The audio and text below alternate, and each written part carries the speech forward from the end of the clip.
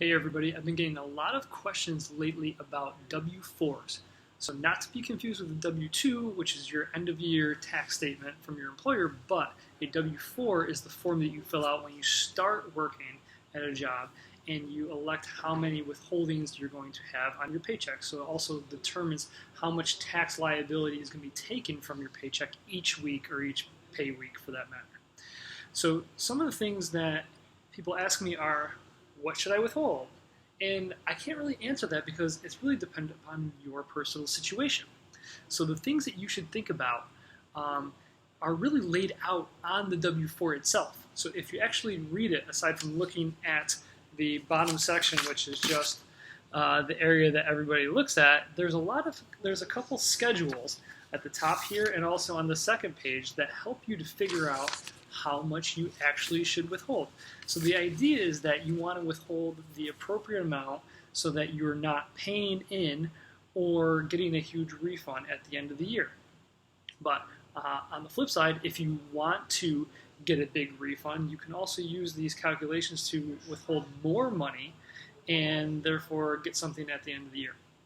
One of the areas that I want to point out that is pretty important is there's a schedule called the Two-Earner Multiple Income Worksheet.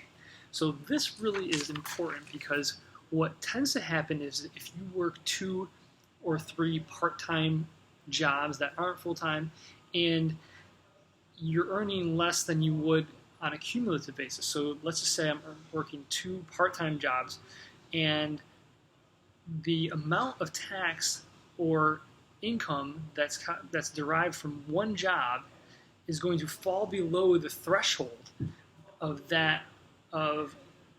requiring you to pay in any more tax. But collectively, combined, you are going to break or breach the income threshold to have you owe more tax. So what happens is people fill out the W-4 individually and their employer is withholding either little or no tax on both of those paychecks. But collectively combined, you go to file your tax return, you put both of these W-2s on your tax return, and bam, you get whacked with tons of tax, and you didn't even realize it.